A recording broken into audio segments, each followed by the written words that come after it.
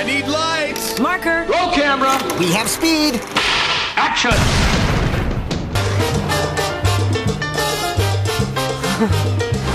Puerto Rico. I came down here looking for a story. It's called journalism. Your resume, huh? Don't look so anxious. I wouldn't have paid for your hotel if I hadn't already hired you. But I found the strangest paradise on earth. Hey, you made it. Thought you said you had a TV. The guy across the alley has a TV. I have binoculars. And if the drinking doesn't get you into trouble... How does anybody drink 161 miniatures? Are they not complimentary? That's Johnny Depp as Paul Kemp, an American journalist who's arrived in Puerto Rico to write for the local newspaper and basically try to find his writing voice in the new movie, The Rum Diary. Now, before long, Kemp meets and becomes obsessed with Chenault, played by the lovely Amber Heard.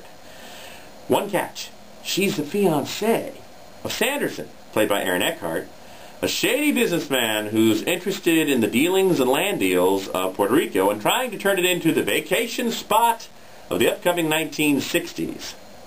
And he also has his eye on Kemp, who he wants to use his creative writing skills to help publicize and advertise the land. Well, now Kemp's up with a dilemma. Is he going to help Sanderson and make some real good green cash? Or is he going to do what's right? Plus, how's it going at the newspaper, and how's he getting along with the locals? It's all a lot of rum, a lot of sunshine, and a lot of chaos for Paul. The women definitely will. I thought maybe you were a mermaid. I'm from Connecticut. Stay away from her. She's Sanderson's fiancée. She sunbathes in the nude. This place is a sea of money, Paul. And there's people like me who know how to get it out. Isn't that kind of thing illegal?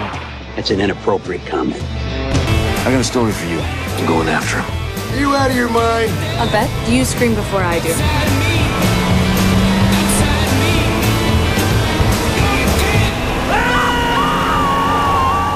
The Rum Diary is a comedy drama, a dramedy, with a solid, strong cast, but unfortunately, not much of a story. Now, don't get me wrong. Johnny Depp is perfectly cast here as Paul Kemp, a writer struggling to discover his voice, trying to figure out exactly who he wants to write for and how he's going to say what he wants to say.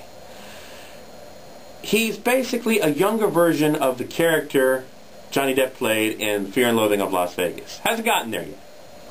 Now, Aaron Eckhart is wonderfully cast as the shady businessman who basically is very charming and charismatic, but trust me, you don't want to cross him. He's very interested in turning Puerto Rico into the basically guest and vacationing spot of the 1960s for America, while also not paying close attention to his fiancée, played by the stunningly beautiful Amber Heard, who's got nice chemistry, especially with Johnny Depp. Also, Giovanni Ribisi is outrageous and hilarious at times as the, shall we say, spoiled journalist who foreshadows what Kemp might turn into down the road.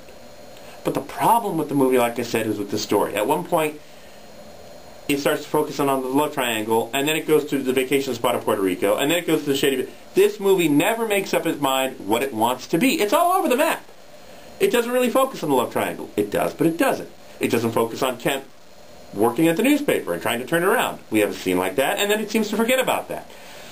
It's not until well into the movie that we discover, the audience, that this movie is really about a writer struggling to find his voice and what he wants to write about and what kind of journalist he wants to be. Well, look, every journalist, every writer has to go through that, but that doesn't necessarily make for an interesting or riveting story, let alone movie. So, unfortunately, you've got some very funny and some very strong performances on the screen with not much to say or do.